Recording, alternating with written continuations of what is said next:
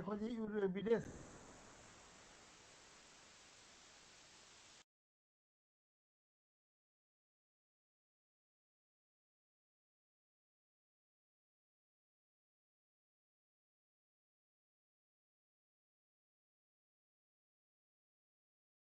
नमस्ते पद्मिनी जी।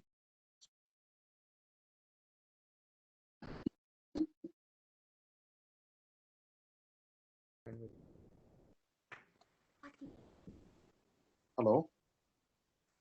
हेलो। नमस्ते पद्मिनी जी। हाँ नमस्ते नमस्ते नमस्ते। हम इंडिया से आए हैं, इंडिया से कनेक्ट हो रहे हैं। अच्छा, नहीं तो किनका आवाज आ रहा है ये? बुद्धीश्वर पांडे का। अच्छा, ठीक है, हम कनेक्ट।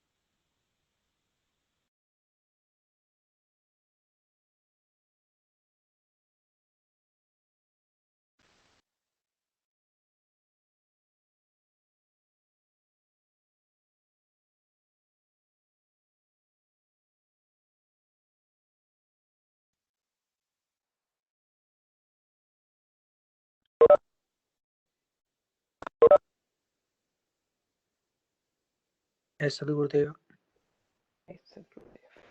जय सद्गुरुदेव प्रभु शरण जी। जय सदगुरुदेव। जय सदगुरुदेव जी की जय।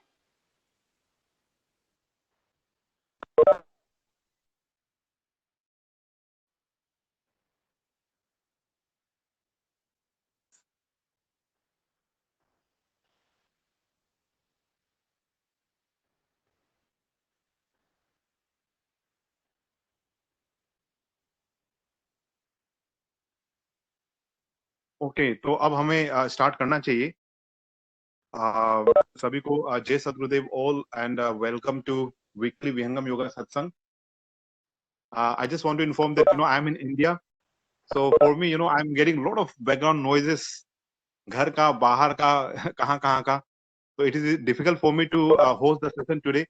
So I have requested Vikas Srivastava ji to host the session today. और तो एनपी सिंह अंकल जी मैं होस्ट नहीं करूंगा, विकास करेंगे जो लंदन में रहते हैं। तो अगर आप मेरा आवाज ना सुने तो आप अचंभित ना होइएगा, तो ऐसा है। मैं तो सुन रहा हूँ आपको। जी जी जी जी हाँ मनीष जी, मैं आपको सुन रहा हूँ। जी जी अंकल जी जी जी ओके, थैंक यू। जी जी जी अब मैं तो म्यूट विकास कर सकता हूँ। हाँ हाँ विकास जी आप कैरी ओवर कीजिए। हाँ बहुत आवाज आ रही है। हाँ जी, thank you Manish ji. Thank you all for joining today's weekly Vihangam Yoga Satsang. आज तो हम लोग प्रारंभ करते हैं। 8:02 हो गए हैं। तो आप सभी लोगों का स्वागत है। हम लोग इस पूरे हफ्ते की जितनी भी हमारी टेंशन थी, जैसा भी हमारा वीक गया, उन सबको हम लोग साइड में रख के अब आज हम लोग अपनी स्पिरिचुअल ग्रोथ के लिए आज इस सत्संग का हम लोग पार्ट होंगे और हम लोग अध्यात्म के जो गूढ़ रहस्य हैं, जो जितना ज्ञान है, उसको हम समझने का प्रयत्न करेंगे। और आज हमारे बीच में एक काफ़ी वरिष्ठ साधक हैं, जिनके बारे में इंट्रोडक्शन मैं आपको बाद में दूंगा, जो कि आज हमें अध्यात्म के रास्ते पे जितनी भी बाधाएं आती हैं, कैसे हमें आगे बढ़ना है, उसके बारे में हमारा प्रोत्साहन करेंगे। हम लोग प्रारंभ करते हैं और मैं प्रभु शरण जी से निवेदन करूंगा। प्रभु शरण जी, आप हाँ जी, आप स्वागत गान और मंगल गान जी हाँ जी, ओके। थैंक यू प्रभु जी। गुरुदेव की जय। आज स्वागत नित्य गुरुवर संत शुभागम आइए। आध्यात्म विद्या दिव्या ज्योति सोमरस बरसाइए। दोष दूर गुण दूर करके शुद्ध हंस बनाइए। भेद गम गति ज्ञान गर्जन शक्ति द्वार हटाइए। खुलाए द्वारा शब्द सागर भक्त जनन हमाइए। जन सदा फल विश्वासी शक शान यान बचाइए। आज स्वागत नित्य गुरुवर संत शुभागम आइए। बोल नित्यनाथ ईश्वर भगवान की जय। मंगल गान। विश्व शांति मंगल परम गुरु को ध्याइए। वर्ग द्वंद्व शांति दूर भेद मिटाइए, सार्वभौम समष्टि सत्ता ध्यात्म राज्य बनाइए, भेष भाषा भाव जग में ज्ञान पर दर्शाइए, समृद्धि सुख शांति धरातल स्वर्ग भूमि बनाइए, विश्व शिक्षक जन सदा फल नीति स्वर अपनाइए, विश्व शांति नाम मंगल परम गुरु को ध्याइए। नित्यानंद सुखदेव की जय। धन्यवाद प्रभु शरण जी, आपने इतने सुंदर तरीके से आज स्वागत गान और मंगल गान गाया, उसके लिए आपका कोटि कोटि धन्यवाद। स्वागत गान के थ्रू हमने नित्यानंद सदगुरु का आह्वान किया है कि वो हमारा मार्गदर्शन करें, अध्यात्म विद्या के गूढ़ रहस्यों को समझने में हमें मदद करें। और मंगल गान के द्वारा हमने विश्व शांति के लिए हमने उनका आह्वान किया है कि सारे वर्ग द्वंद्व, लड़ाइयाँ, झगड़े, अशांति सब दूर हों और एक अध्यात्म राज्य की स्थापना हो। इसके बाद हम लोग अब आगे बढ़ते हैं और हम लोग अब स्वरवेद भाष्य के लिए, जो कि आज के टॉपिक से काफ़ी रिलेटेड है, कठोपनिषद की जो गूढ़तम रहस्य है उससे रिलेटेड है कि आत्मा क्या है, हम क्या हैं, जीव क्या है। उसके लिए मैं गर्मा जी से निवेदन करूंगा कि गर्मा जी, आप पंचम मंडल दशम अध्याय के पहले से 16वें दोहे तक 1 to 16 जो कि आत्मा के ऊपर है, कृपया आप उन्हें पढ़ने का कष्ट करेंगी। गर्मा जी। जय सदगुरुदेव जी की जय। विकास जी सुनाई दे रहा है क्या आपको? हाँ जी, हाँ जी, आपकी आवाज आ रही है। जय सदगुरुदेव जी की जय। ओम। दशम अध्याय माया। आत्म कोटि चार है, कर्म गुणन बल भेद, अमित पाद अमृत गुरु, जीव अशत तत्व वेद। कर्म, गुण एवं बल के भेद से आत्मा की 4 कोटियां हैं। 3 पाद अमृत ब्रह्म, नित्य गुरु, जीव और अक्षर ब्रह्म है।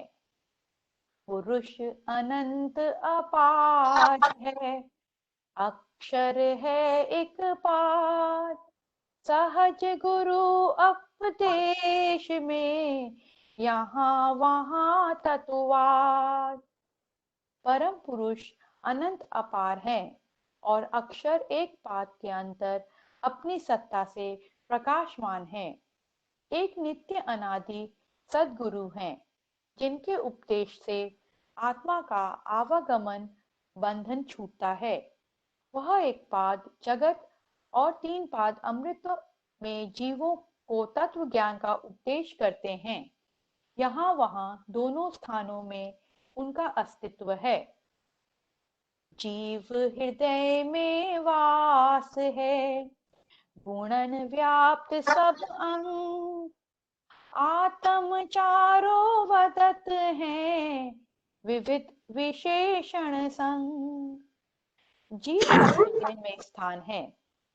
वह सारे देह संघात में अपने गुणों से व्याप्त है। यही 4 आत्माएं हैं जो अनेक गुणों से युक्त हैं। 3 आत्माओं का ऊपर के दोहों में वर्णन किया गया है। सारे देह संघात का प्रकाशक है जीव, करता भोगता देह में जन्म मरण गति जीव। सारे देह संघात का प्रकाश करने वाला जीवात्मा है, जो इस देह में रहकर कर्म और उसका उपभोग कर जन्म मरण की गति को प्राप्त करता है। जाकी सत्ता पाए कर इंद्रन अर्थ न जान, जाहि रहे तन रहत है, नाही रहे तन प्राण। जिसकी चेतन प्रकार इंद्रियां अपने विषयों की चेष्टा करती हैं, एवं जिसके रहने पर शरीर रहता है और ना रहने पर शरीर से प्राण निकल जाते हैं। आत्म केरी चेतना इंद्रिय कर्म कमाए, अंतःकरण स्वय विषय में प्राणन प्राण कराए। आत्मा की चेतना से इंद्रियां अपना कार्य करती हैं एवं अंतःकरण अपने अपने विषयों में रह अपना कार्य करते हैं, तथा प्राण प्राणन शक्ति पाकर अपना समस्त व्यवहार करते हैं।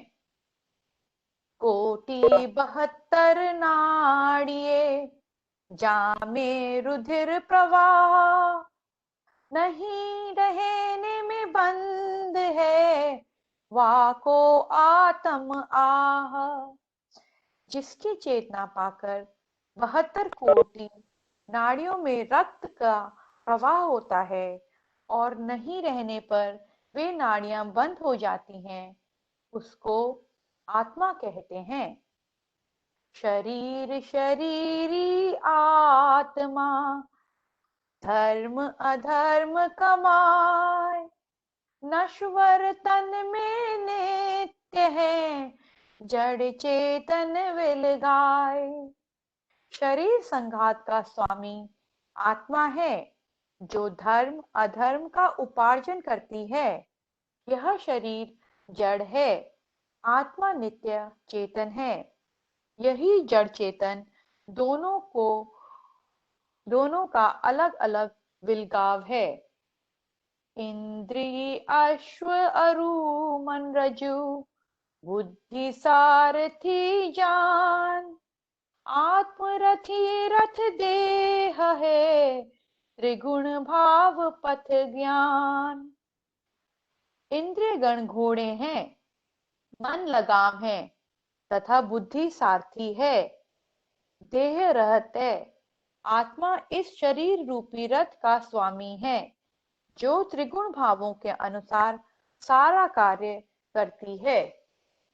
कर्म वासना बुद्ध में विविध योनि भ्रम भोग, चेतन वपु बदले नहीं सहज आत्मा लोग। आत्मा कर्म वासना में बद्ध होकर विविध योनियों में भ्रमण कर भोग करती है, परंतु उसका चेतन स्वरूप बदलता नहीं है, वह सहज स्वरूप में कूटस्थ रहती है। इच्छा द्वेष प्रत्यन्न है, लिंगनि सुख दुख ज्ञान, यह षटया में बानत है सोए आत्मा जान। इच्छा द्वेष प्रयत्न सुख दुख एवं ज्ञान, यह 6 आत्मा के लिंग हैं। जिनमें यह 6 गुण हैं, उसे आत्मा जानना चाहिए। अणु सत्य चित्त स्वरूप है, अज मध्यम नित्य जान, देह में देही अलग है सो आत्म पहचान। इस सारे देह संगात में अणु सत्य चित्त स्वरूप आत्मा मध्यम अर्थात द्वितीय कोटि की नित्य है, एवं देह में वह देही अलग है। इसी को आत्मा कहते हैं। उत्तम कोटि का नित्य परम ब्रह्म है। इच्छा ज्ञान प्रयत्न वे चेतन स्वभाव, प्रकृति योग्य अन्य गुण लगे जग संस्कृत दुख भाव। ज्ञान, इच्छा और प्रयत्न ये चेतन आत्मा के स्वाभाविक गुण हैं। इसे और गुण प्रकृति के संबंध में मिलते हैं, जिससे संसार का दुख प्राप्त होता है। एक देशी अणु आत्मा, नख शिख तेज प्रकाश, सारा देह संघात में ज्यों ग्रह दीप प्रकाश। एक देशी अणु आत्मा सारे देह संघात में नख से शिख तक प्रकाश करती है, जैसे दीपक ग्रह में एक स्थान में रहकर सारे ग्रह को प्रकाश करता है। अभिमानी जन देह का भूले आपन रूप, आप चिन्हे नहीं परे महाब्रह्मकूप। इस जड़ शरीर की अभिमानी आत्मा अपने स्वरूप को भूली हुई है। वह अपने स्वरूप को पहचानती नहीं है, इसीलिए वह अपने अज्ञान से भव सागर में पड़कर महादुख को प्राप्त करती है। नहीं वायु आकाश है चेतन शुद्ध स्वरूप, सत्ता त्रिगुणातीत है चिन्मय रूप अनूप।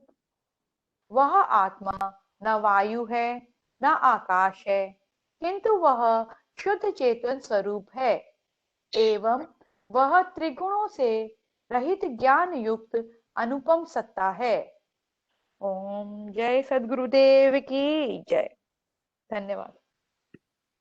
बहुत बहुत धन्यवाद गनमा जी स्वरवेद के इन अमृत समान दोहों को पढ़ने के लिए। आपने कितना अच्छा इस दोहे को पढ़ा। इंद्रि अश्व अरु मन रजु, बुद्धि सारथी जान, आत्मरथी रथ देह है, त्रिगुण भाव पथ ज्ञान। इन दोहों में सद्गुरुदेव ने कितना अच्छा विशद वर्णन किया है आत्मा के बारे में। आत्मा क्या है, शरीर क्या है।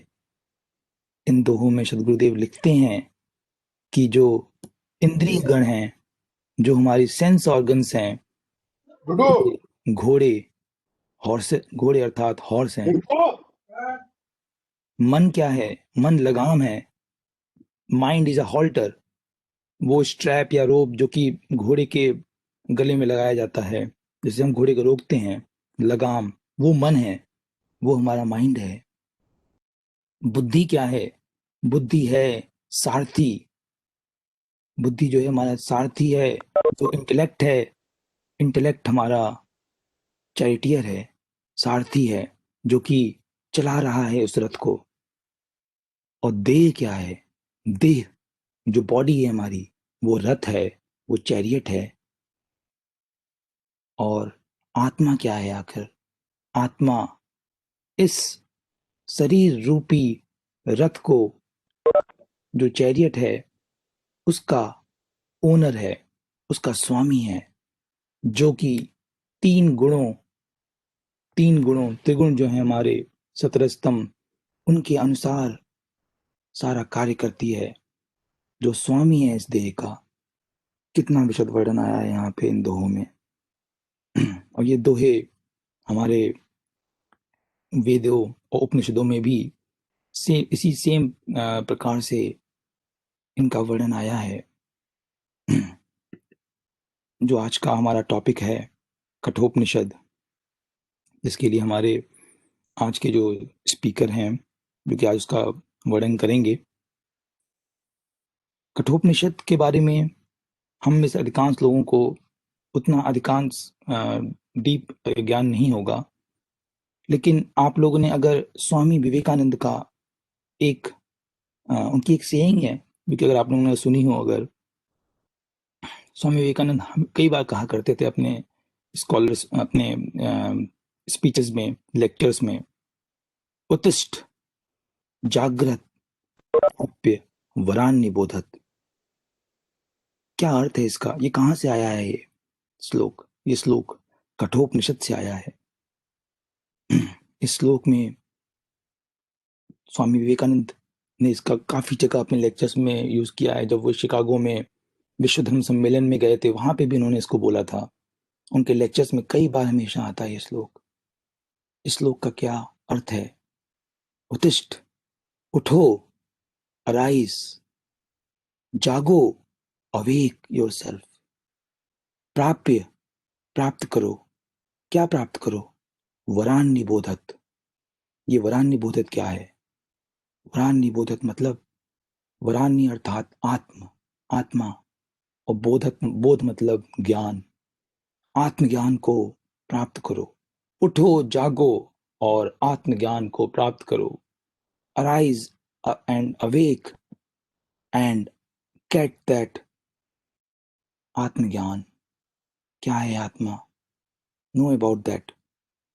ये जो विशद वर्णन, इसके बारे में आज हम सुनेंगे, आज के टॉपिक पर, कठोपनिषद पर, जिसके लिए आज हमारे बीच में सद्गुरुदेव के अनन्य सेवक श्री NP सिंह जी हैं, जो कि जिन्होंने केमिकल इंजीनियरिंग से पढ़ाई करने के बाद BSNL पटना में अपनी सेवा दी।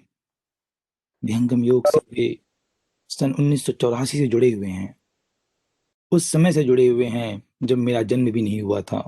तब से आप विहंगम योग से जुड़े हुए हैं, सद्गुरुदेव के अनन्य शिष्य हैं, अनन्य सेवक हैं, और पता नहीं कितने इन्होंने आध्यात्मिक लेख लिखे हुए हैं। अध्यात्म में इनकी विशेष रुचि है। आध्यात्मिक लेख बहुत ज़्यादा लिखते हैं ये, और काफ़ी ज़्यादा आध्यात्मिक ज्ञान है इनके पास, जिसे आज वे हम सभी के साथ शेयर करेंगे। हम लोग काफ़ी धन्य होंगे आज उनके ज्ञान से।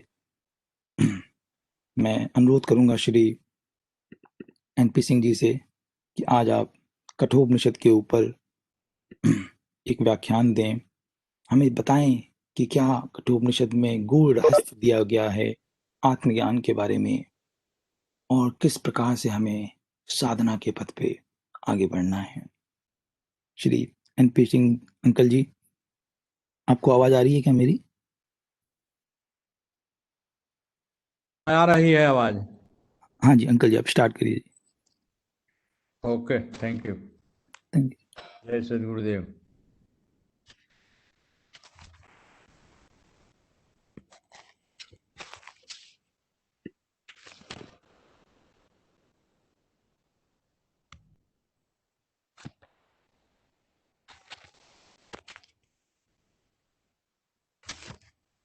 प्रथम बंदो गुरु चरण, जिनय गम गम्य लखाइया। गुरु ज्ञान दीप प्रकाश करी, पट खोली दरस दिखाइया। जेहि कारण सीधा पचे, सो गुरु कृपा से पाइया। अकह मूरत अमिय सूरत, ताहि देखी समाइया। माया जाल अपार है, माया जाल अपार है, बझे तमें संसारा। असुर नर मुनि गण यक्ष सब, नाग किन्नर भव धारा। सदगुरु दीन दयाल, सदगुरु दीन दयाल, जाहि पर कृपा कीन्हा, तोरी मोह भ्रम जाल, अमर पद पल में दीना। ज्ञान विराग विवेकहीन, ज्ञान विराग विवेकहीन, मैं बालक हूँ भोरा, शरण गिरे की लाज को, राखो करुणा निधि मोरा। सदगुरु ज्ञान स्वरूप है, सदगुरु ज्ञान स्वरूप है, सोत महान दया, देव सदा फल गुरु बिना, तत्व ज्ञान नहीं पाए। व्यक्त और अव्यक्त रूप से सर्वत्र सदैव विद्यमान सद्गुरु सत्ता, नित्य प्रतिपल स्मरणीय वर्तमान आचार्य श्री स्वामी जी महाराज, सद्गुरु पद के उत्तराधिकारी संत प्रवर सुपूज्य विज्ञान देव जी महाराज एवं ब्रह्म विद्या विहंगम योग के अंतरराष्ट्रीय प्रचारक संत शिरोमणि सुपूज्य संत श्री नामदेव जी महाराज तथा पूजनिया माता जी, सबों के चरणों में कोटि कोटि प्रणाम, कोटि कोटि वंदन। आज हम सबों के लिए आज बड़े हर्ष की बात है कि आज इस ऑनलाइन सत्संग के मंच पर जो यूरोप के देशों से संचालित किया जा रहा है, आज इस मंच के संचालन हमारे प्रिय गुरु भाई डॉक्टर मनीष गुप्ता जी के द्वारा हो रहा है।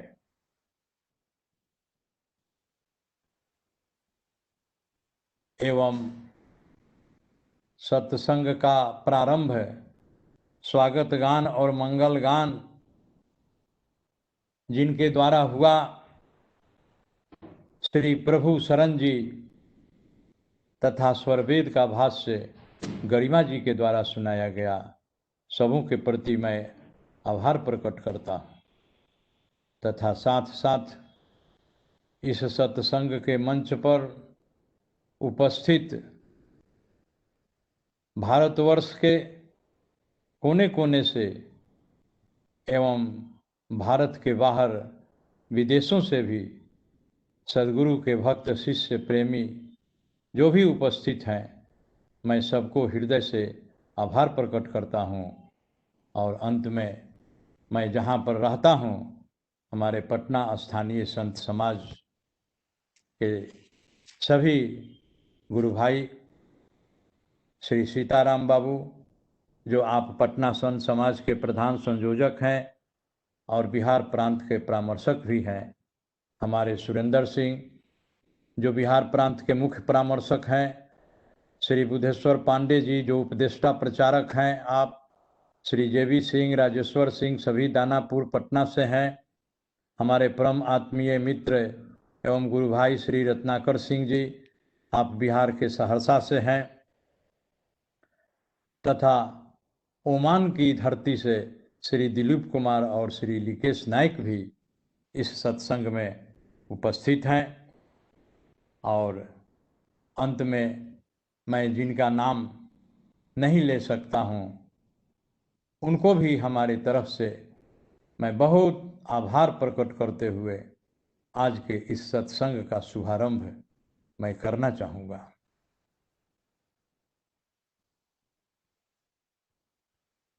श्री मनीष गुप्ता जी ने मुझे टेलीफोन करके आज इस यूरोप विहंगम योग संत समाज के ऑनलाइन सत्संग में जो इन्होंने मुझे अपनी वाणी की सेवा करने के लिए अवसर प्रदान किया, मैं इनके प्रति पुनः आभार प्रकट करना चाहूँगा और विशेष रूप से यह कहना चाहूँगा कि इन्होंने मुझे आज के इस सत्संग में जो विषय दिया था, इसके लिए इन्होंने पहले मुझसे कहा कि अंकल जी, आप कठोपनिषद में जो आत्म तत्व विवेचन है, आप उसको क्या बोलेंगे। तो मैंने इनसे पूछा था कि आप कैसे जानते हैं कि मैं इस पर बोल सकता हूँ। तो इन्होंने कहीं ऑनलाइन सत्संग जो आजकल बहुत हो रहा है उसमें कहीं मेरा प्रवचन सुना था और उसी से इनको जानकारी प्राप्त हुई थी। और मैं विषय तो रोज अनेकों बदलते रहते हैं, हो सकता है इन्होंने सुना होगा और उसी के बाद इनके मन में यह जिज्ञासा आई होगी और उसी जिज्ञासा का शायद समर्थन करते हुए इन्होंने आज स्वरवेद का जो पाठ कराया उसमें स्वरवेद के उसी भाग को इन्होंने श्रवण करने का अवसर प्रदान किया जिसमें स्वामी जी ने आत्मा के बारे में लिखा है।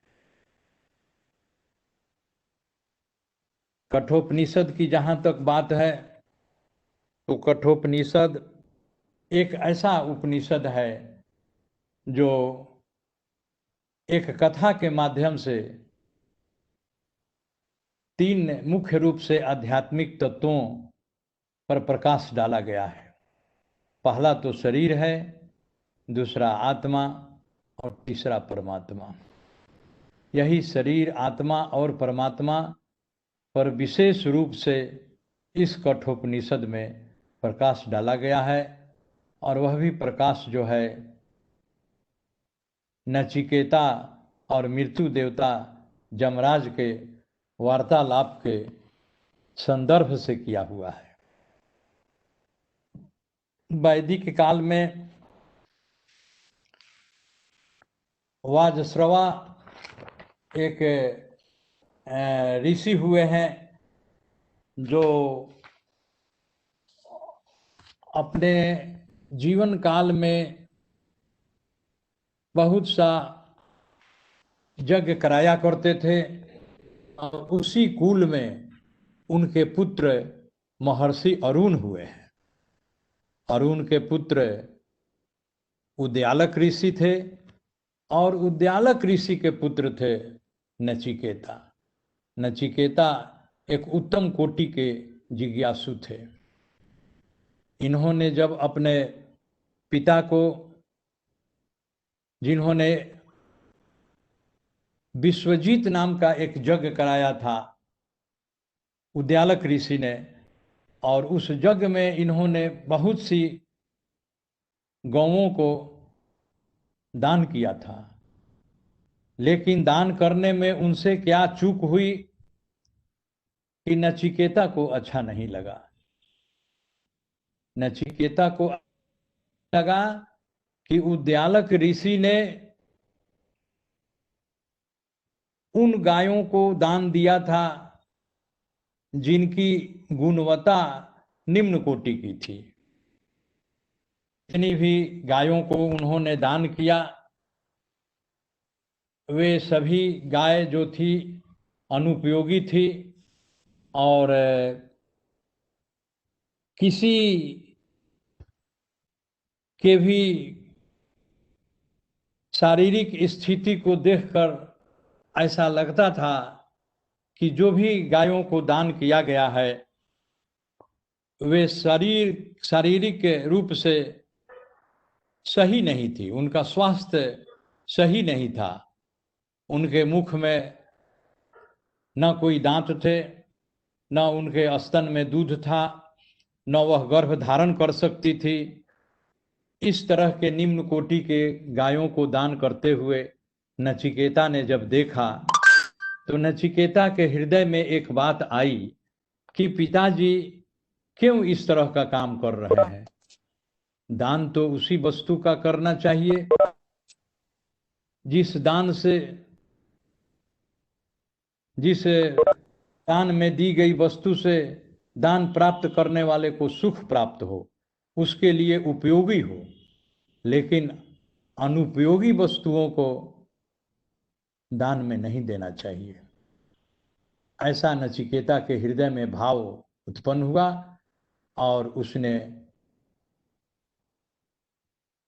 तुरंत एक बात सोची और पिताजी के पास जाकर के प्रश्न करता है कि पिताजी, इस तरह के दान से जिससे कोई सुख नहीं मिलेगा और इस दान का अनिष्टकारी परिणाम होगा, आपने ऐसा क्यों किया।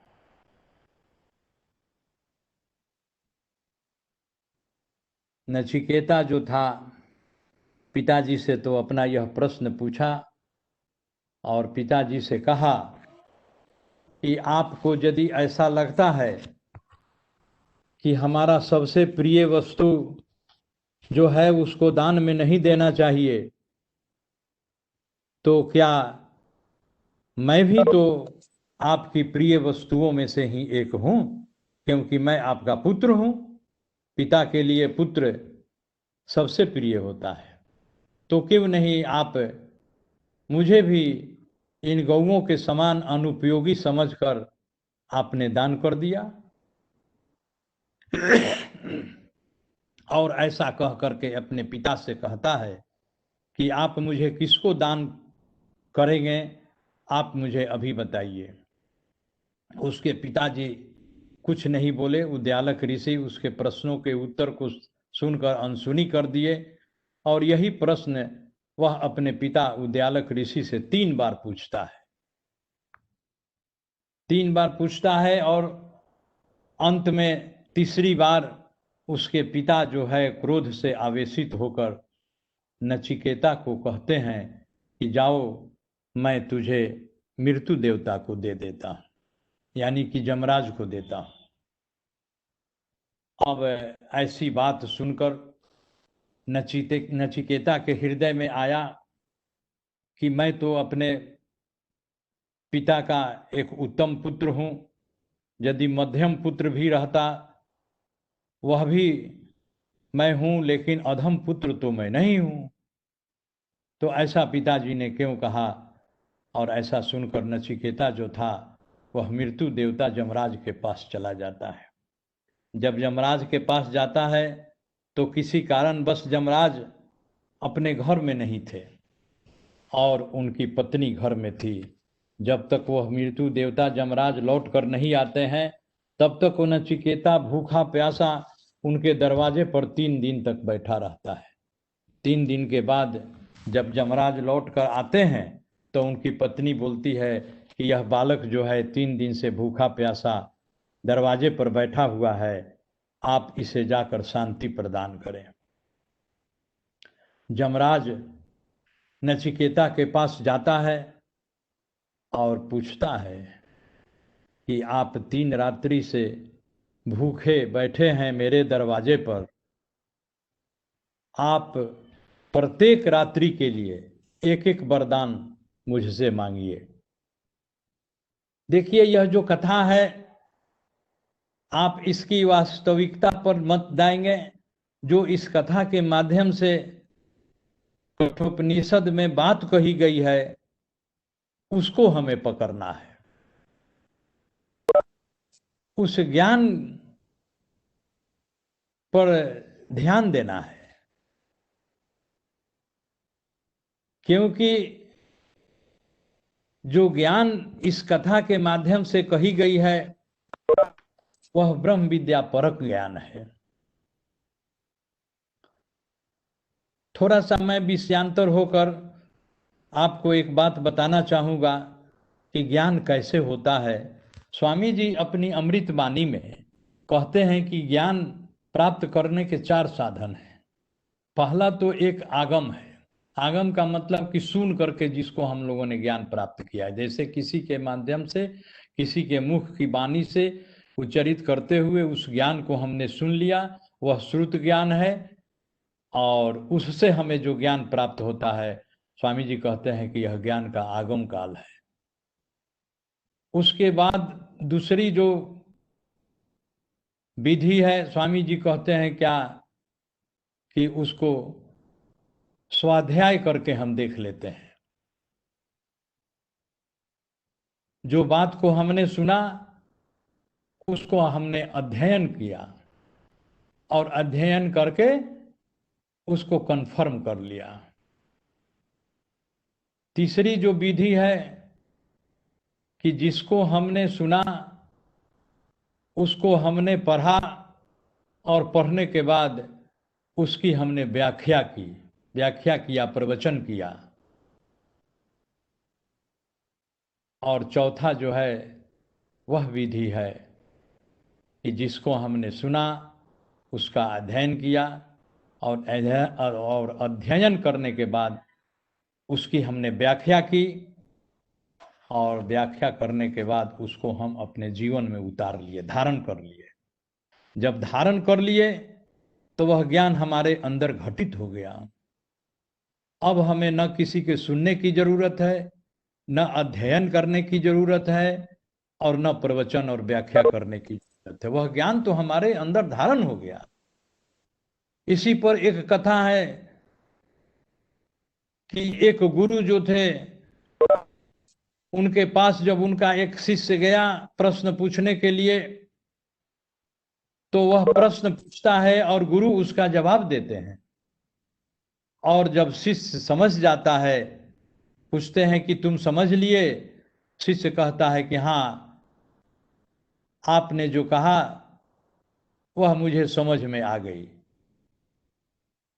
तो गुरु कहते हैं कि ठीक है, यदि तुमको तुम्हारे समझ में यह बात यदि नहीं आए तो फिर तुम कल आकर के मेरे से पूछ लेना। शिष्य चला जाता है और फिर अगले दिन गुरु के पास पहुंचता है और पूछता है कि हे गुरुवर, हे महाराज, आपने जो मुझे कल बताया था वह मुझे पुनः बताइए। गुरु जो थे पुनः अपने शिष्य को बताते हैं और फिर कहते हैं कि यदि तुम्हें समझ में नहीं आई हो तो फिर तुम कल आ जाना। इस तरह से कल का सिलसिला कई दिनों तक चलते रहा और कुछ दिनों के बाद, जो कि वह रोज अगले दिन वह शिष्य गुरु के पास पहुंच जाया करता था, एक दिन वह गुरु के पास नहीं आया। जब गुरु के पास नहीं आया तो गुरु स्वयं उसके पास पहुंच गए और पूछते हैं कि तुम कल क्यों नहीं आए? तो शिष्य जानते हैं क्या कहता है? शिष्य कहता है कि हे महाराज, आपने जो मुझे बताया और रोज मैं जाकर आपसे पूछता था, अब वह मुझे धारण हो गया। मेरे हृदय में वह ज्ञान उतर गया। अब मुझे न सुनने की जरूरत है और न कोई अध्ययन करने की जरूरत है और न उसे व्याख्या करने की जरूरत है। वह तो ज्ञान हमारे हृदय में उतर गया, घटित हो गया। तो जब ज्ञान हृदय में घटित हो जाए तो समझिए कि आपने ज्ञान की पूर्णता को प्राप्त कर लिया। कठोपनिषद इसी तरह से ज्ञान को बताने का एक माध्यम है। नचिकेता और मृत्यु देवता के वार्तालाप के माध्यम से। तो हम लोग फिर पुनः वहां चले जहां यमराज लौटने के बाद नचिकेता से कहते हैं कि तुम 3 दिनों से हमारे घर पर बैठे हुए हो, 3 रात्रि बीत गई और तुम प्रत्येक रात्रि के लिए एक वर मांगो। पहला वर जो नचिकेता ने मांगा वह क्या था? पहला वर जो था वह कहा कि मेरे गौतम वंशीय पिता उद्यालक क्रोध के आवेश में आकर मुझे आपके पास भेज दिए। मेरे पिता उद्यालक क्रोध के आवेश में आकर उन्होंने मुझे आपके पास भेज दिया और मैं आपके पास चला आया, क्योंकि मैं पिता की आज्ञा की अवहेलना नहीं कर सकता था। अब आप मुझे पहला वर यही दीजिए कि जब मैं आपके पास से अपने पिता के पास जाऊं तो पिता मुझे पहचान लें और जो अशांत होकर के क्रोध के वश में जो अपना जीवन यापन कर रहे हैं उनको पुनः शांति प्राप्त हो जाए और मुझे स्नेह से, प्यार से, प्रेम से मुझे स्वीकार कर लो। मृत्यु देवता यमराज कहते हैं कि एवं अस्तु, ऐसा ही होगा नचिकेता, ऐसा ही होगा। ठीक है, तुम जाओ। नचिकेता कहता है कि अभी तो 2 वर और हैं, 2 वरदान तो और आपसे लेना है। मृत्यु देवता यमराज कहते हैं कि हाँ हाँ, तुम दूसरी वरदान भी मांगो।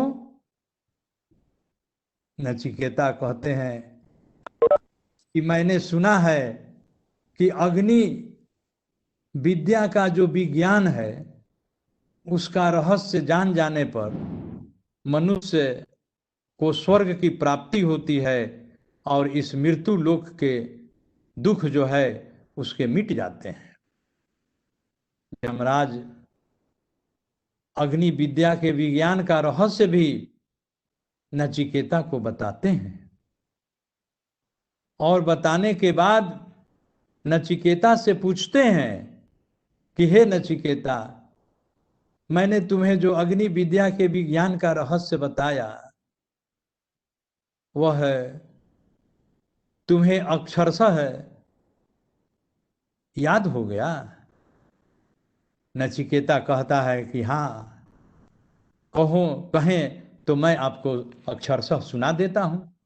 नचिकेता अग्नि विद्या के विज्ञान के रहस्य को जैसे जैसे यमराज ने उपदेश किया था नचिकेता को, वैसे वैसे नचिकेता ने मृत्यु देवता यमराज को बता दिया। इस पर यमराज बड़ा खुश हुए नचिकेता पर और नचिकेता की प्रशंसा करते हुए कहे कि तुम एक उत्तम कोटि के जिज्ञासु हो और बुद्धि संपन्न व्यक्ति हो। तुम मुझसे तीसरा वर मांगो। अब देखिए, तीसरा वर जो है, यही तीसरा वर जो है, यहीं से आध्यात्मिक तत्व ज्ञान प्रारंभ होता है। तीसरा ज्ञान जो है यहीं से अध्यात्म के तत्व ज्ञान का प्रारंभ होता है कठोपनिषद में।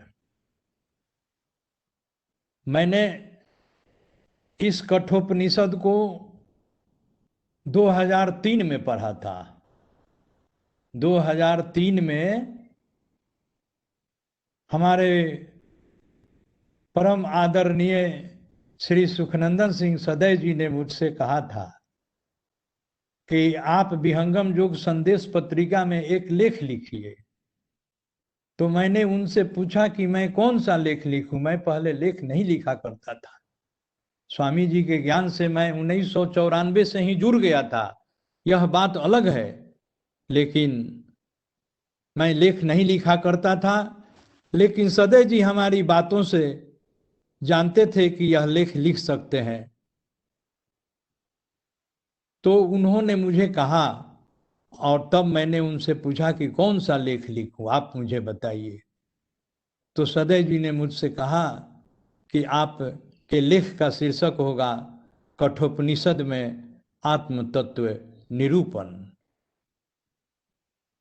नाम तो मैंने सुना था, जानता भी था कि कठोपनिषद में आत्मा परमात्मा के बारे में कहा गया है, लेकिन जब उन्होंने कहा कि लेख लिखना है तो मैंने कठोपनिषद का अध्ययन भी किया और अध्ययन करने के पश्चात मैंने उस लेख को लिखा। वह 2003 के जनवरी फरवरी 2 महीने का एक अंक उस समय निकला करता था, प्रकाशित होता था। उस पत्रिका में निकला कठोपनिषद में आत्म तत्व निरूपण। आप लोगों के पास यदि वह पत्रिका यदि होगी तो आप उसे पढ़ेंगे।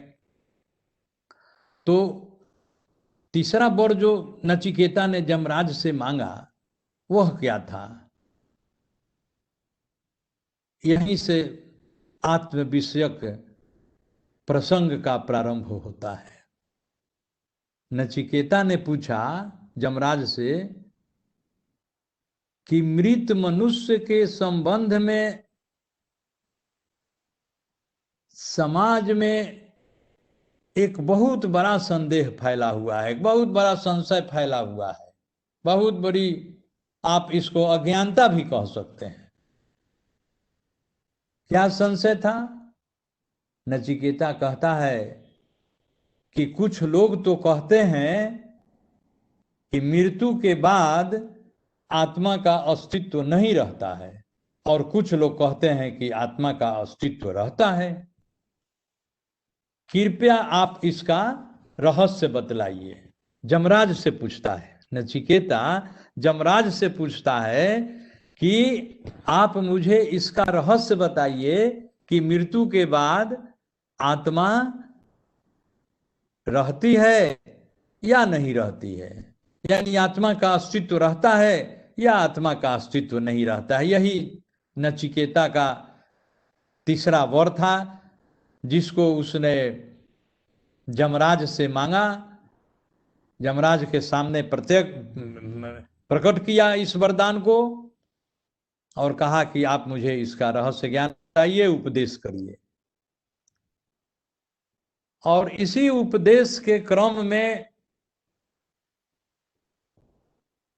जैसे कोई बात बतानी होती है ना, तो कोई बात बताने के पहले बहुत सी बातों को बताना पड़ता है।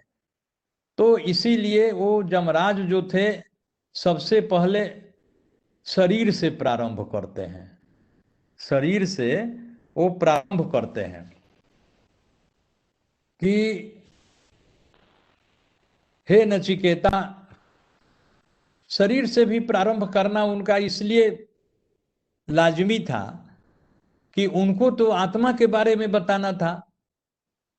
इस बीच में थोड़ी सी एक बात मैंने आप लोगों को नहीं बताई कि यमराज जो था, जो मृत्यु देवता यमराज जो थे, वह बहुत आसानी से तैयार नहीं हुए थे इस तीसरे प्रश्न का उत्तर देने के लिए। उन्होंने बहुत तरह का प्रलोभन नचिकेता को दिया और वो बहुत बृहद रूप में विस्तार से लिखा हुआ है कठोपनिषद में। उन सब बातों की हम लोग अभी यहाँ चर्चा करेंगे तो बहुत समय लगेगा और वह हम लोगों का विषय भी नहीं है। आप इसे पढ़ लेंगे तो बहुत सारे प्रलोभन देता है कि ये नचिकेता तुम इस प्रश्न को लौटा लो, मुझसे मत पूछो, मैं तुम्हें इस विशाल सृष्टि का सम्राट बना दूंगा, शतायु बना दूंगा, बहुत तरह की धन संपत्ति दे दूंगा, बहुत तरह के प्रलोभन दे करके यमराज जो है उस नचिकेता का परीक्षण करता है, टेस्ट करता है।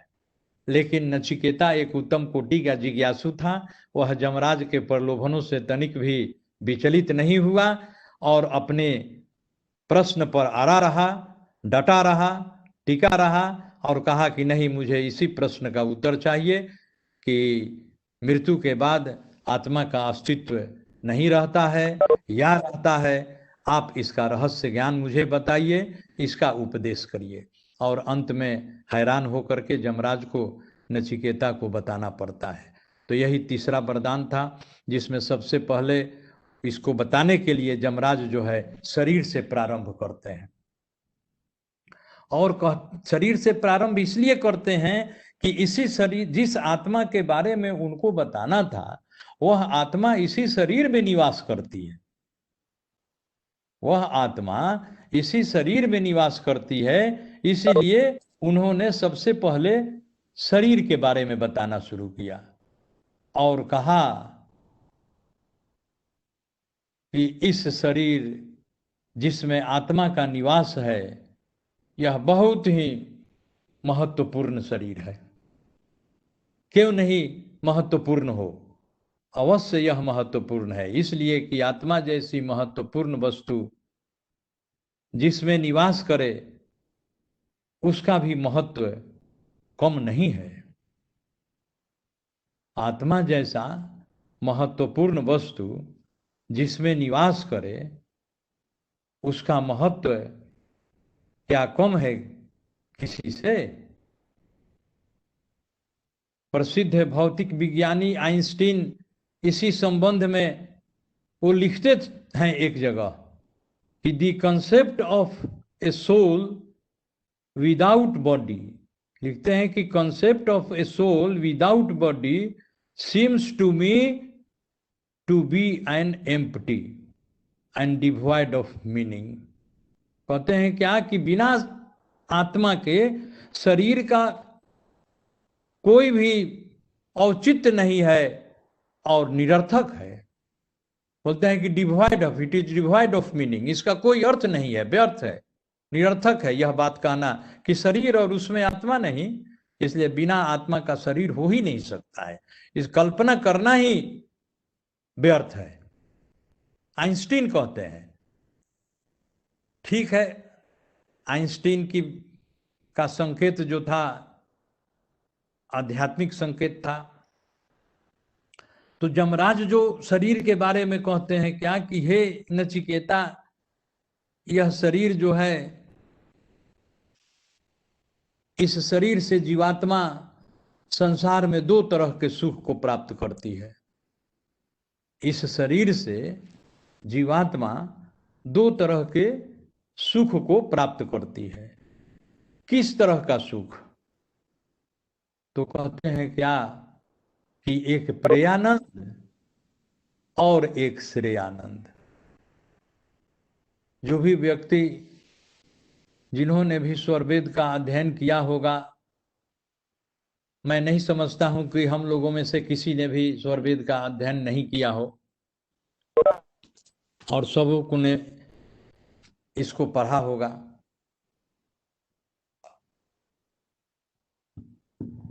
कि प्रेयानंद और श्रेयानंद। यमराज भी यही बताते हैं नचिकेता को कि प्रकृति के संबंध से इस शरीर को जो सुख मिलता है वह प्रेयानंद है, और प्रकृति के अतिरिक्त आत्मा के आधार पर परमात्मा से जो सुख मिलता है वह श्रेयानंद है। और स्वामी जी स्वरवेद में क्या लिखते हैं प्रेयानंद और श्रेयानंद, कितना स्पष्ट। इसीलिए मैं तो यही कहता हूं कि आप कठोपनिषद पढ़ें या किसी भी उपनिषद को पढ़ें, हमारा जो स्वामी जी का स्वरवेद जो है वह सर्वश्रेष्ठ और सर्वोत्तम है। स्वामी जी ने क्यों कहा कि यह सर्वश्रेष्ठ है और सर्वोत्तम है, या क्यों हम लोग भी कहते हैं? इसलिए हमारा जो स्वरवेद है जिसको स्वामी जी ने लिखा, स्वामी जी ने इसे मानवता के कल्याण के लिए लिखा, और इसमें स्वामी जी ने वही लिखा जिसको उन्होंने अपने आत्मिक धरातल से विहंगम योग की समाधि में अनुभव किया। इसीलिए स्वरवेद को कहा जाता है कि स्वरवेद अनुभूति और अभिव्यक्ति का सदग्रंथ है। जिसको स्वामी जी ने अनुभूत किया, जिसको उन्होंने अनुभूति में प्राप्त किया, अनुभव में प्राप्त किया, उसी को तो उन्होंने लेखनी से अब लिपिबद्ध किया, व्यक्त किया, अभिव्यक्त किया। इसीलिए what he experienced, what he expressed, ये नामदेव जी स्वरवेद के बारे में कहते हैं। हमारे संत श्री नामदेव जी, वो ज़्यादातर उनके कोट्स जो होते हैं वो अंग्रेजी में आते हैं, तो तो वे स्वरवेद के बारे में एक जगह लिखते हैं कि what he experienced what he expressed, जिसको उन्होंने अनुभूत किया उसी को उन्होंने अभिव्यक्त किया। इसीलिए यह एक्सपीरियंस और एक्सप्रेशन का सदग्रंथ है, अनुभूति और अभिव्यक्ति का सदग्रंथ है। तो स्वामी जी ने प्रेयानंद का जो परिभाषा दिया वो स्पष्ट एक लाइन में, कितना सटीक और कितना स्पष्ट, और एक तरह से लगता है कि उस परिभाषा को जब हम लोग पढ़ते हैं तो हृदय में धारण हो जाता है। स्वामी जी लिखते हैं कि प्रकृति जोग से सुख मिले, प्रकृति जोग से सुख मिले, प्रेयानंद सोई जान। कितना स्पष्ट, पर एक लाइन में, प्रकृति जोग से सुख मिले, प्रेयानंद सोई जान।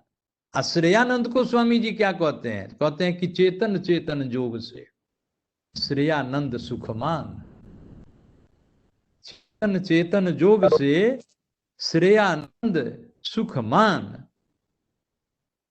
इसीलिए कहा गया कि इंद्रियों के भोग को सुख कहते हैं।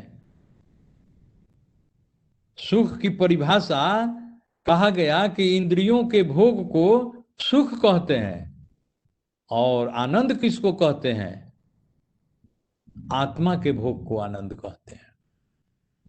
आत्मा के भोग को आनंद कहते हैं और इंद्रियों के सुख को भोग कहते हैं।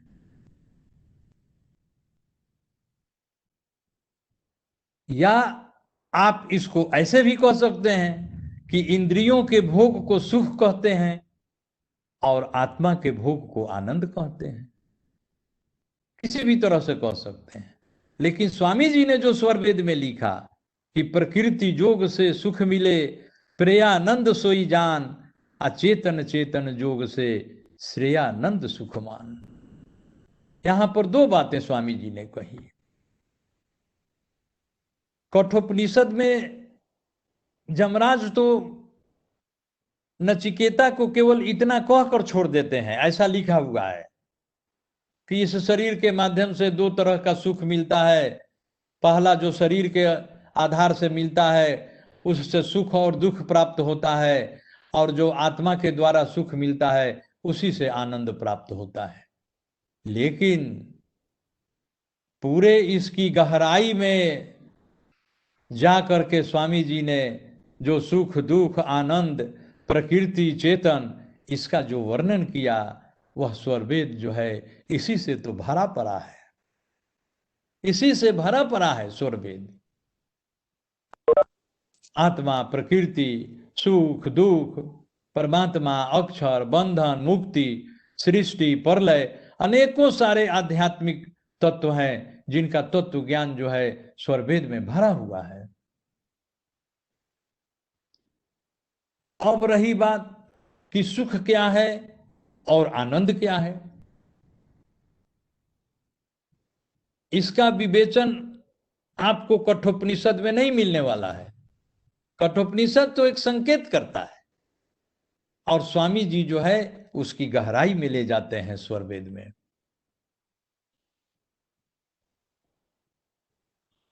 तो सुख के बारे में स्वामी जी कहते हैं क्या कि दोनों जो है एक शरीर के आधार से मिलता है और एक आत्मा के आधार से मिलता है। लेकिन जब हम इसके बारे में चिंतन करते हैं या स्वामी जी स्वरवेद में लिखते हैं तो स्वामी जी लिखते हैं कि आत्मा का निवास स्थान तो शरीर ही है ना। तो आत्मा के आधार से यदि आनंद को प्राप्त करना है और उसी शरीर से यदि सुख को प्राप्त करना है जिस शरीर में आत्मा का निवास है, तो आपको कैसे प्राप्त होगा?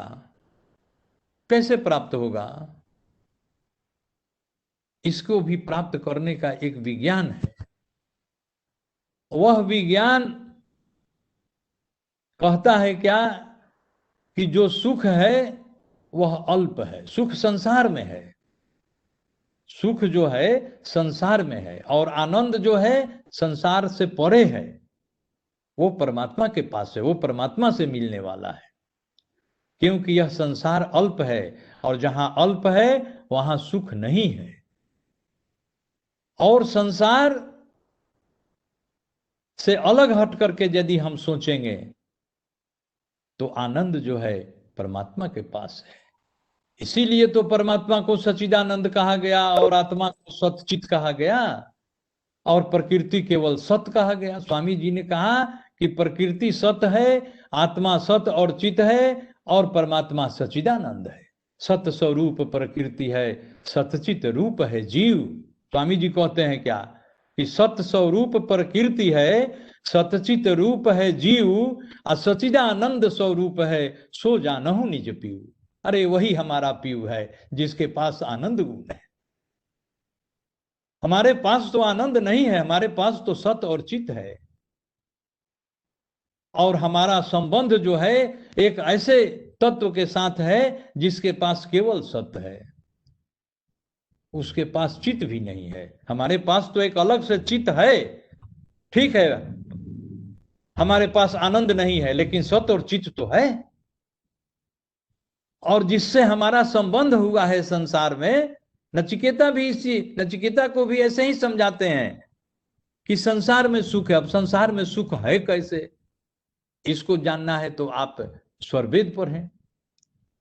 संसार में सुख है ऐसा सुख जो क्षण आवे क्षण जात है, अल्प है, क्षणिक है, क्षणभंगुर है, नश्वर है, थोड़ा देर के लिए है, शाश्वत नहीं है, अस्थाई नहीं है। क्षण आवे क्षण जात है, माया जग सुख रंग। स्वामी जी लिखते हैं, संसार के सुख के बारे में लिखते हैं स्वामी जी कि क्षण आवे क्षण जात है। ये संसार के सुख की पहचान है, उसकी विशेषता है, उसका गुण है कि क्षण में आएगा और क्षण में चला जाएगा।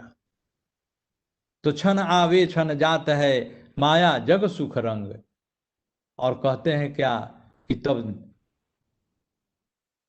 अस्थाई सुख कौन है, नित्य सहज सुख कौन है, जामे रह एक ढंग। कहते हैं क्या स्वामी जी कि क्षण आवे क्षण जात है, माया जुग जग सुख रंग, अनित्य सहज सुख कौन है, जामे रह एक ढंग। अरे जिसमें एक समान, जिसमें न कोई सुख ज्यादा हो न कम हो, एक समान सुख रह रहा हो, कभी उसका नाश नहीं हो रहा हो, उसकी अस्थायित्व तो सदा बना रहे, वह सुख कौन है। और जो क्षण में आ रहा है क्षण में जा रहा है, वह सुख कौन सा है। वही सुख संसार का है जो क्षण में आ रहा है क्षण में जा रहा है।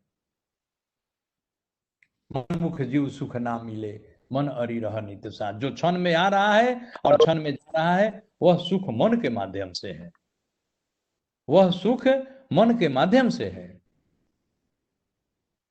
इस शरीर का भी परमात्मा ने जो दिया वो एक कॉन्फ़िगरेशन बना करके दिया, यानी इस शरीर का एक कॉन्स्टिट्यूशनल अरेंजमेंट किया परमात्मा ने इस शरीर में, जिसमें आत्मा को प्रतिष्ठित किया, जिसमें आत्मा को स्थापित किया, आत्मा को स्थित किया। उस शरीर का भी स्वामी जी कहते हैं क्या कि एक संगठन है, और इस संगठन में कौन कौन से तत्व हैं, उसी संगठन को समझाने के लिए कठोपनिषद में जमराज जो है नचिकेता को वही चैरियोट मॉडल के तरीके से समझाता है।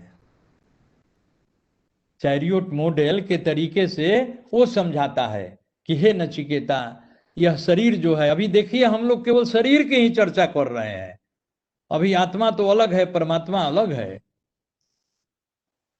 तो हो सकता है कि हम लोग आज इस चर्चा समाप्त हमारी नहीं हो, फिर अगली बार होगी, लेकिन जहां तक आज समय की एक मर्यादा है, जहां तक हमें समय साथ देगा, जहां तक हमें समय अनुमति देगा, वहां तक हम लोग आज चर्चा करेंगे।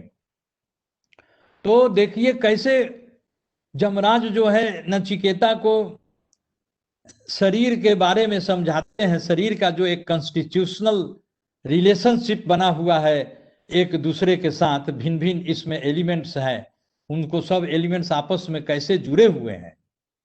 तो चैरियोट मॉडल के माध्यम से जमराज जो है नचिकेता को समझाते हैं इस शरीर के बारे में कि हे नचिकेता, तुम ऐसा जानो, आत्मानम रथिनम विद्धि, आत्मानम रथिनम विद्धि, शरीरम रथमेव तु, अबुद्धिम तु सारथिम विद्धि, मनः परग्रहमेव च। संचालन में श्री मनीष जी ने भी इसी बात को दोहराया था। हम लोग इसकी विवेचना कर रहे हैं। आत्मानम रथिनम विद्धि, हे नचिकेता, तुम आत्मा को रथी जानो, आत्मा को रथी जानो। अशरीरम रथमेव तु, शरीर को रथ जानो। बुद्धिम तु सारथिम विद्धि, बुद्धि को सारथी जानो। जो मनीष जी ने कहा इंटेलेक्ट, वही इंटेलेक्ट जो है बुद्धि है। तो इंटेलेक्ट जो है वही सारथी है, चैरियोटियर है। बुद्धिम तु सारथिम विद्धि, मनः परग्रह में वच, हाल्टर, जिसको लगाम कहते हैं हम लोग। मन जो है लगाम है। तो क्या हो गया कि शरीर को रथ जानो, शरीर के मालिक आत्मा को रथी जानो, क्योंकि वह रथ का मालिक है, इसलिए शरीर का मालिक वही हुआ आत्मा। और बुद्धि को सारथी, बुद्धि को सारथी जानो, जो घोड़े को हाँक रहा है, घोड़े को ड्राइव कर रहा है, रथ को ड्राइव कर रहा है। कैसे ड्राइव कर रहा है? हाथ में लगाम लिए हुए है। और कठोपनिषद के इसके ठीक आगे वाला जो मंत्र है वह और कुछ इस रथ के बारे में बताता है। यह मंत्र जो है कि आत्मानम रथिनम विद्धि, शरीरम रथमेव तु, बुद्धिम तु सारथिम विद्धि, मनः परग्रहमेव च, तो इसके आगे का जो मंत्र है और कुछ कहता है उस रथ के बारे में। कहता है क्या कि अरे रथ तो मैंने बता दिया, रथ का स्वामी रथी को भी बता दिया, लगाम बता दिया, सारथी बता दिया, तो इस रथ, ये रथ चलेगा कैसे? कौन रथ को आगे बढ़ाएगा? कौन खींचेगा रथ को? तो कहते हैं कि इंद्रियानी हयान आहु, इंद्रियानी हयान आहु, हयान कहते हैं घोड़े को। तो इंद्रियों को घोड़ा जानो, इंद्रियां घोड़े हैं। इस रथ के जो घोड़े हैं, रथ कैसे चलेगा आगे? तो यही इंद्रियां रूपी घोड़े जो हैं इसी रथ को खींचेंगे या खींचते हैं, खींच कर ले चलेंगे। इंद्रियानी हयान आहु, अविषयान तेसु गोचरान, और उनका मार्ग क्या रहेगा, कहाँ चलेंगी वो? तो कहते हैं कि इंद्रियों का जो विषय है वही उनका मार्ग है। घोड़ों के चलने का मार्ग क्या है कि इंद्रियों का जो विषय है, शब्द, स्पर्श, रूप, रस और गंध। शब्द किसका विषय है? शब्द जो है, ये पांचों विषय जो हैं ये हमारे 5 ज्ञानेंद्रियों के 5 विषय हैं। और ज्ञानेंद्रियां हमारे शरीर। शब्द जिसका विषय है वह कौन सी ज्ञानेंद्रियां हैं? वह श्रोत्र है, कान, जिससे हम शब्दों का श्रवण करते हैं। स्पर्श, त्वचा।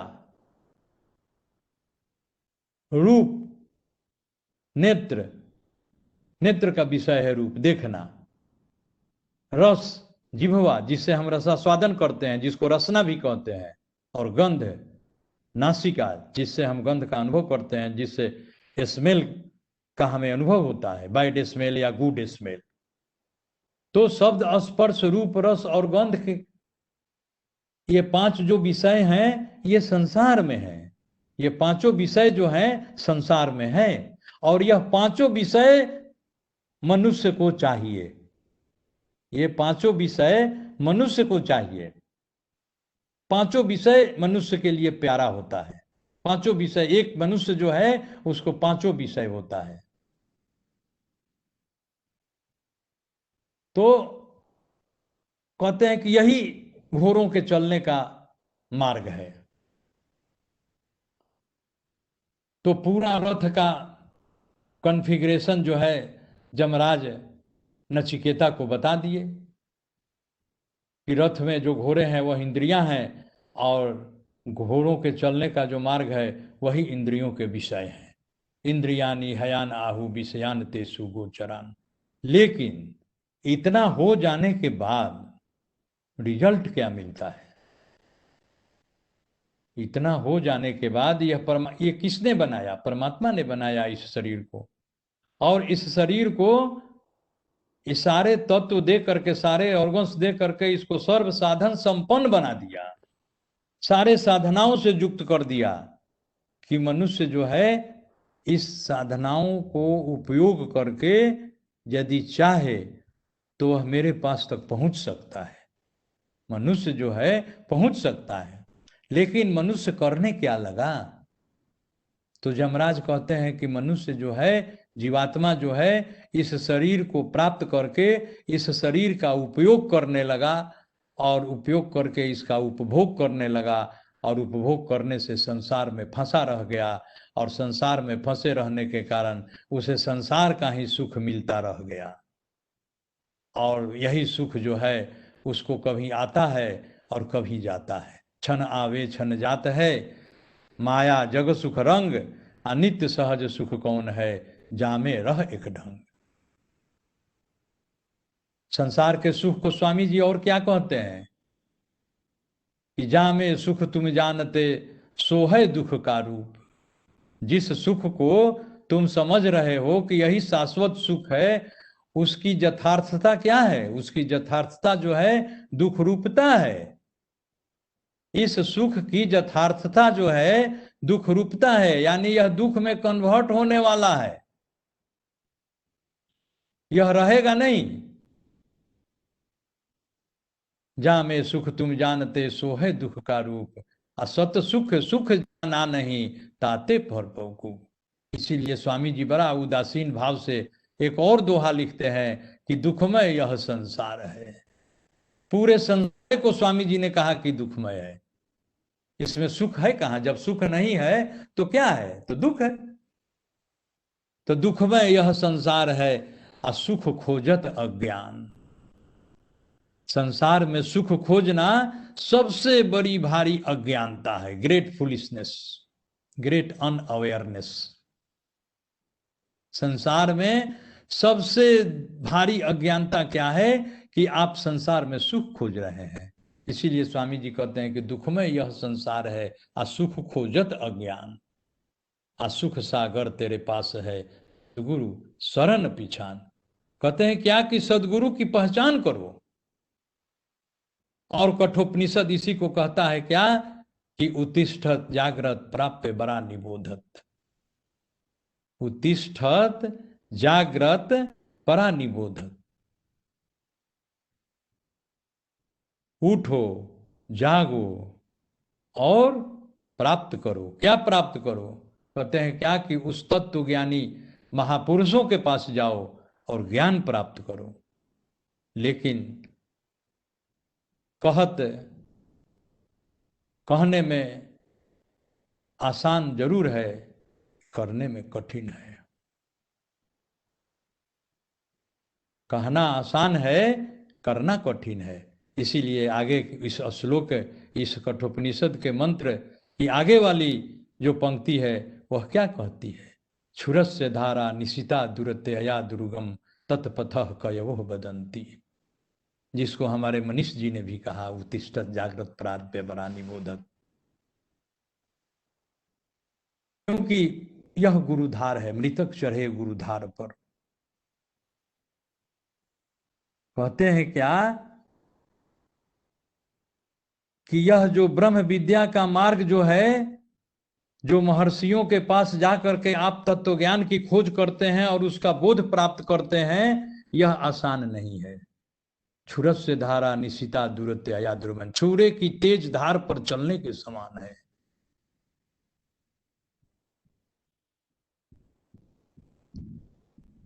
छुरे की तेज धार पर चलने के समान है।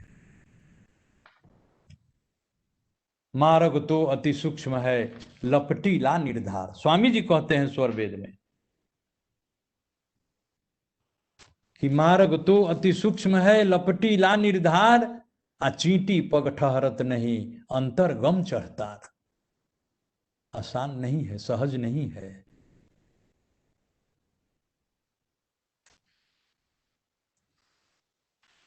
जीवन मरण को सो डरे, ताकर नहीं यह काम। जो यह समझता हो कि इस ज्ञान को प्राप्त करने में बहुत कठिनाई है, पहले ही यदि यह मान लिया, उसका यह काम नहीं है। स्वामी जी कहते हैं स्वरवेद में, बड़ा अच्छा पंक्ति है कि जीवन मरण को जो डरे ताकर नहीं यह काम। उसका यह काम नहीं है। किसका काम है? तो मृतक चढ़े गुरुधार पर।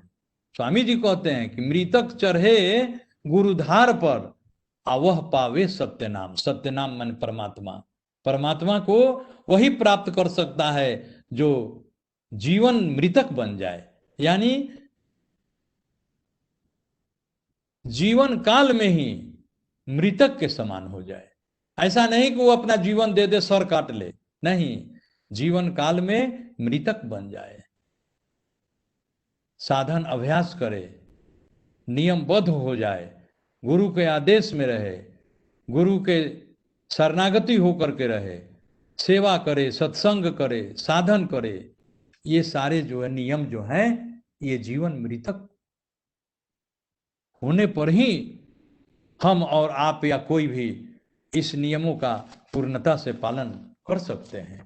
इसीलिए यमराज भी सारा बात बताने के बाद नचिकेता को अंत में कहते हैं क्या, हे नचिकेता, मैंने सब चीज तो तुमको बता दिया, लेकिन करने की जरूरत सिर्फ तुमको है, सिर्फ तुमको।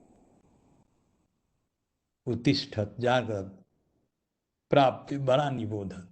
उस श्रेष्ठ महापुरुषों के पास जाओ, उनसे तत्व ज्ञान प्राप्त करो, क्योंकि यह आसान नहीं है। किस तरह से आसान नहीं है और किस तरह से कठिन है, तो उदाहरण देकर के कहते हैं कि क्षुरस्य धारा निशिता दुरते अया दुर्गम तत्पथ कयोह बदंती। यही महापुरुष लोग, यही ज्ञानी लोग, यही तत्वदर्शी लोग, तत्वज्ञानी महापुरुष ऐसा ही कहते हैं कि यह ब्रह्म विद्या विहंगम जो मार्ग है, यह अध्यात्म का जो मार्ग है, वह बड़ा ही कठिन है और दुस्तर मार्ग है। इस पर चलना कठिन है, सरल नहीं है, आसान नहीं है। किस तरह से आसान नहीं है?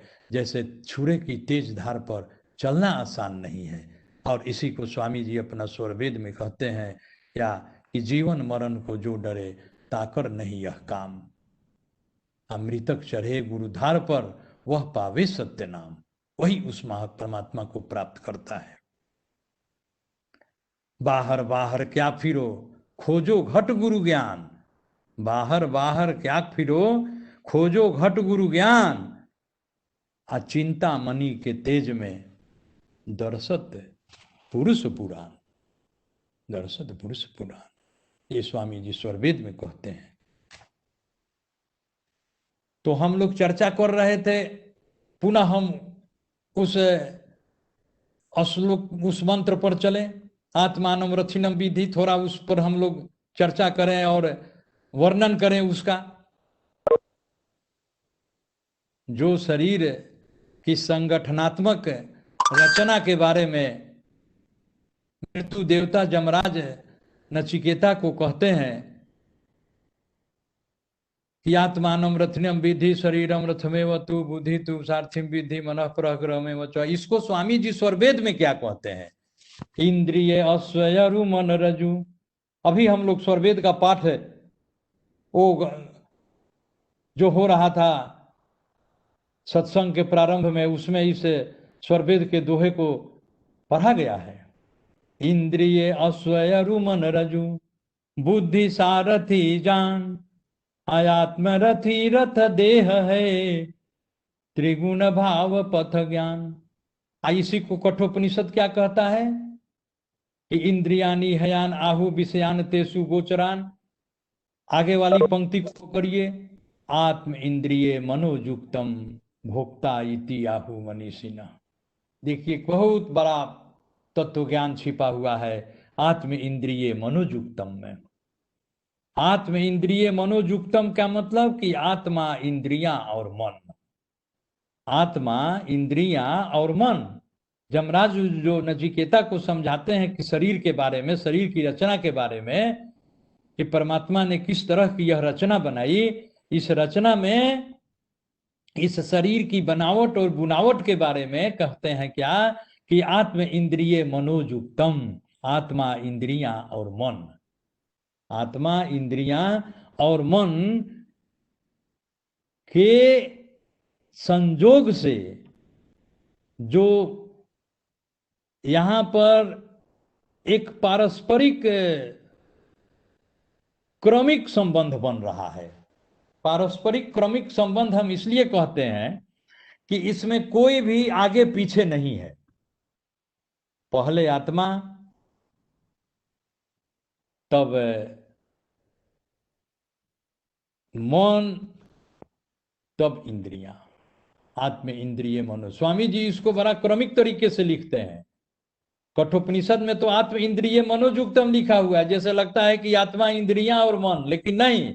स्वामी जी ने जो अनुभव किया, जो अनुभवात्मक आधार से स्वामी जी ने लिखा, वो स्वामी जी लिखते हैं इसी को स्वरवेद के दोहे में। और थोड़ा श्रेष्ठ रूप से यदि आप जानना चाहेंगे तो आपको स्वरवेद में जाना होगा। कठोपनिषद तक ही आपकी यात्रा का अंत नहीं होगा, और उसके आगे जाइए तो आप पूर्ण रूप से तत्व ज्ञान को प्राप्त करेंगे। कहते हैं स्वामी जी की आत्मजोग मन से रहे। देखिए यहाँ पर स्वामी जी आत्मा के बाद मन को कहते हैं। वहां पर नचिकेता को समझाने के लिए यमराज कहते हैं क्या कि आत्म, इंद्रिय, मनोयुक्तम, आत्मा, इंद्रियां और मन। यहाँ पर स्वामी जी कहते हैं कि आत्मजोग मन से रहे। मन इंद्रिय कर साथ, मन के बाद इंद्रियों को स्वामी जी कहते हैं कि आत्मा का संबंध मन से और मन का संबंध इंद्रियों से, न कि आत्मा का संबंध इंद्रियों से और इंद्रियों का संबंध मन से। जैसा कि कठोपनिषद में नचिकेता को समझा रहे हैं, वहां तो वो तो उपनिषद है, मंत्र है, श्लोक है, लिख दिया गया है, ठीक है। लेकिन जिन्होंने अनुभव किया उन्होंने क्या कहा, वे क्या कहते हैं? स्वामी जी कहते हैं कि आत्मजोग मन से रहे। मन इंद्रिय कर साथ, इंद्रिय जोग जब अर्थ से विषय ज्ञान जीवनात्। जब इंद्रियां, मन, आत्मा का संबंध मन से, मन का संबंध इंद्रियों से, इंद्रियों का संबंध उनके विषयों से, और तब विषयों का संबंध संसार से। जहां विषय है वहीं तो संसार है। इसलिए आत्मा जो है संसार के साथ कैसे जुड़ी हुई है? डायरेक्ट नहीं जुड़ी हुई है। आत्मा और संसार के बीच में कितना कितना इंटरफेस है। आत्मा और संसार के बीच में कौन कौन सा इंटरफेस है? एक मन है, एक इंद्रियां हैं, और इंद्रियों के विषय हैं, तब जाकर संसार है। कितने इंटरफेस हो गए देखिए। आत्मा के बाद मन हो गया, मन के बाद इंद्रियां हो गई, इंद्रियां के बाद इंद्रियों के विषय हो गए, विषय के बाद तब जाकर के बाह्य संसार हुआ। तो ये जो हुआ सो म्यूचुअल चेन कनेक्शन हुआ, आत्मा और संसार। कहने का मतलब कि ये चेन कनेक्शन जो बना, इस चेन कनेक्शन से आत्मा की जो शक्ति है, आत्मा की जो ऊर्जा है, जो उसके भीतर में छिपी हुई है, वही ऊर्जा जो है संसार में प्रवाहित होने लगी। आत्मा की ऊर्जा आत्मा से चली, मन के पास गई, मन से इंद्रियों के पास पहुंचा, और इंद्रियों के बाद इंद्रियों के विषयों को पकड़ा, और विषय जहां है वहीं पर संसार है। इसलिए आत्मा का संबंध संसार के साथ हो गया। और इसीलिए कठोपनिषद का मंत्र कहता है कि आत्म, इंद्रिय, मनोयुक्तम। और ऐसा हो जाने से क्या हुआ कि भोक्ता इति आहु मनीषिण, आत्मा जो है सो भोक्ता बन गया। ऐसा ही मनीषी लोग कहते हैं। ये तो केवल संक्षेप में इतना कह दिया गया साथ, लेकिन अब इसका विश्लेषण विशेष रूप से आप जानेंगे कैसे? आप जानेंगे कैसे? जब आप स्वरवेद पढ़ेंगे, हमारे स्वामी जी का स्वरवेद पढ़ेंगे, दोहों का मंथन करेंगे, चिंतन करेंगे, तब जाकर के आपको समझ में आएगा कि आत्म, इंद्रिय, मनोयुक्तम का क्या मीनिंग है, क्या उसका अर्थ है। समय 3 बज चुका, और समय की सुई से हमें समय की मर्यादा का भी संकेत हो रहा है। आज का समय 3 बजे तक ही होगा, और पुनः हम लोग, शायद मनीष जी ने अगला रविवार को भी समय दे रखा है, तो अगला रविवार को जब हम लोग प्रारंभ करेंगे तो यही आत्म, इंद्रिय, मनोयुक्तम से आगे बढ़ेंगे और पुनः आगे बढ़ करके और शेष बचे तत्व ज्ञान को कठोपनिषद और स्वरवेद से जोड़ते हुए फिर हम लोग आगे की ओर बढ़ेंगे। इन्हीं चंद शब्दों के साथ मैं अपने वाणी को विश्राम देना चाहूँगा और अंत में यह कहना चाहूँगा कि यूरोप विहंगम योग ऑनलाइन सत्संग को सुन करके देख करके बड़ी प्रसन्नता हुई और प्रसन्नता इस बात की ओर ज़्यादा है कि आप लोग स्वामी जी के जो भी सदगुरु भक्त शिष्य प्रेमी हैं विदेशों में भी रह करके हमारे स्वामी जी के ज्ञान का प्रचार प्रसार करने में इतने लगे हुए हैं, यह बहुत प्रशंसनीय है और अनुकरणीय भी है, विस्मरणीय नहीं है। आपका योगदान स्मरण करने योग्य है, अनुकरण करने योग्य है। सभी हमारे विदेश में जो भी स्वामी जी के शिष्य हैं सभी इसमें इसी तरह से लगे रहें और धीरे धीरे ही इसी तरह से कोई भी विकास होता है। स्वामी जी स्वरवेद में लिखते हैं कि धीरे गांछ लगाइए धीरे सींचा जाए, धीरे गांछ लगाइए धीरे सींचा जाए, अधीर ही में विस्तार है ऋतु आए फल पाए। तो इस तरह से जो भी जिस भी मैंने आप जितने भी संख्या में हो, अगर कम संख्या में भी हो तो इससे भी और आप लोग ज़्यादा से ज़्यादा संख्या में उपस्थित होकर के ऑनलाइन सत्संग के माध्यम से इस तरह के ऑनलाइन सत्संग का आयोजन करते रहें और स्वामी जी के ज्ञान के प्रचार प्रसार जो कि स्वामी जी की का संकल्प भी है विश्व प्रचार का, उसमें आप सहायक बने। ब्रह्म विद्या प्रचार का सदगुरु का जग काम, करे करावे ताहि को सोई सेवा शिष्य नाम। इस कार्यक्रम को कराने में, इस सत्संग को संपन्न करने में जो भी व्यक्ति लगे हुए हैं सबको हमारा हृदय से आशीर्वाद, हृदय से आभार प्रकट करते हुए मैं अब अपनी वाणी को यहीं पर विश्राम देना चाहूँगा। बोलिए सदगुरुदेव भगवान की जय। जय जय सदगुरुदेव। बहुत बहुत धन्यवाद एनपी सिंह अंकल जी, आपने कठोपनिषद के इन गूढ़ तत्वों की बहुत ही सरल और विशद व्याख्या की, इसके लिए आपका कोटि कोटि धन्यवाद। हम आपका मार्गदर्शन अगले सत्र में भी प्राप्त करेंगे। अभी तो समय अभी ख़त्म हो गया है, तो मे भी हम अगले सत्र में, अगले सेशन में हम अगर किसी क्वेश्चंस होंगे तो वो क्वेश्चंस हम लोग लेने का कोशिश करेंगे। मैं अब अनुरोध करूंगा डी.के. छत्री आंटी जी से कि आप कृपया शांति पाठ करें। डी.के. छत्री आंटी जी। बोलिए सद्गुरुदेव की जय हो। विराग त्याग की शांति हो, उदासीनता शांति, सेवा जित शिष्य शांति हो, सत्य शांति हो शांति। हे प्रभु शांति स्वरूप हो, शांति शांतिमय शांति, शांति शांति जन शांति हो, पूर्ण शांतिमय शांति। हे प्रभु शांति प्रदान कर, दूर हो सर्व अशांति, देव सदा फल शांति में, शांति शांति सुख शांति। सतगुरुदेव की जय हो। बहुत बहुत धन्यवाद डी.के. छत्री आंटी जी शांति पाठ के लिए। अब हम लोग आज का सत्र समाप्त करते हैं और हम लोग कोशिश करते हैं इस आने वाले सप्ताह में, इस आने वाले वीक में, कि जो भी हमने आज इस 1-1.5 घंटे में हमने जो ज्ञान की प्राप्ति की है, जो अनुभूति की है, उसको हम आने वाले वीक में अपने जीवन में उतारने का प्रयत्न करेंगे।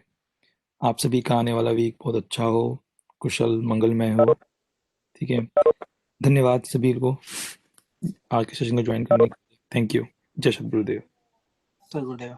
जय सद्गुरुदेव। जय सद्गुरुदेव।